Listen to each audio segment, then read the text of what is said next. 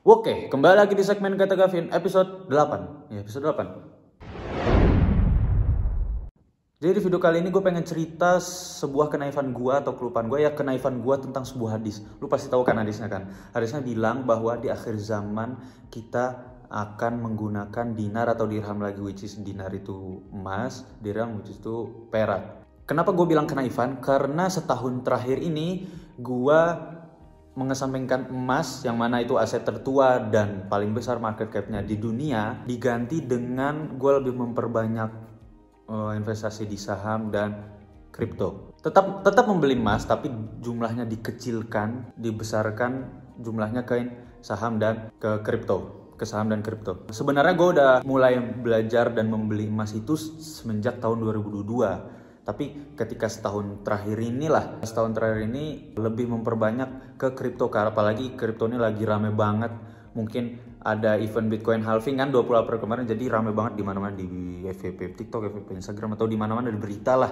Itu rame banget dan lebih mempelajari kripto juga, jadinya kayak seneng banget, terlalu excited, terlalu mungkin bisa dibilang FOMO juga. Bitcoin ini volatilitasnya tinggi, volatilitasnya bisa naik gede dan bisa turun gede juga, tapi gue menyimpannya benar-benar di Bitcoin saja karena itu gue anggap sebagai emas digital. Tapi yang gue lupa itu tentang hadis tadi, dan gue baru ingat ini sekitar 3 hari yang lalu ketika gue ngeliat video. Di video itu ada seorang syekh namanya Syekh Imron Hussein, gue lupa orang mana, tapi dia bilang dia tuh kayaknya syekh dalam bidang eskatologi gitu. Eskatologi itu kan tentang akhir dari sebuah masa ya. Nah, dia tuh dalam eskatologi Islam, kan ada eskatologi Islam, ada eskatologi Kristen. Nah, dia bilang dia mungkin di bidangnya di dalam itu dia udah tua, mungkin umurnya 70-an, 80-an kali. Kalau nggak salah dia bilang 80-an deh. Nah, dia bilang pertama dia menyebutkan bahwa di akhir zaman kita akan memperebutkan emas dari sebuah sungai atau dari sebuah gunung gitu. Dan itu makin kesini videonya dia menyebutkan juga dinar atau dirham bakal menjadi yang berguna, hanya itu yang bakal berguna di akhir zaman. Dan gue baru keinget itu, padahal gue udah tahu itu ketika awal mondok kali dulu waktu SD. Sebenarnya udah tahu itu, udah pernah dengar itu, tapi lupa. Dan ketika 3 hari yang lalu dengar ceramah dia, gue baru ingat lagi, kok bisa-bisa lupanya sama sebuah hadis ini gitu, hadis penting ini gitu kan. Mungkin kita sempat termakan serunya, hype-nya event Bitcoin halving, dan mungkin kita terlalu semangat mempelajari saham sehingga kalau ada niatnya mengesampingkan emas ntar dulu, ntar aja deh, lebih ke kripto dan saham aja deh.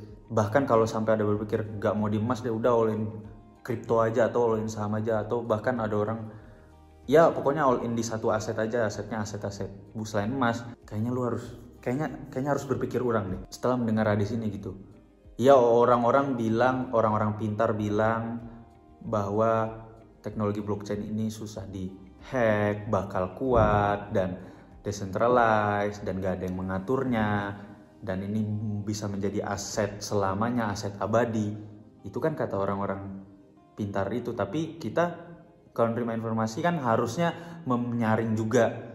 Apalagi ini hadis yang bilang, ini kan kita harusnya lebih percaya ke hadis ini dong. Jadi ya tetap beli, kalau menurut gue jadinya tetap beli Bitcoin, diversifikasi juga ke saham, diversifikasi juga ke emas, dan emas ini jangan dilupakan. Atau kalau menurut kalian gimana? Atau jangan-jangan all in emas aja, atau enggak mau emas, tetap all in Bitcoin aja, atau mungkin all in di saham aja, atau all in di surat utang atau di apa.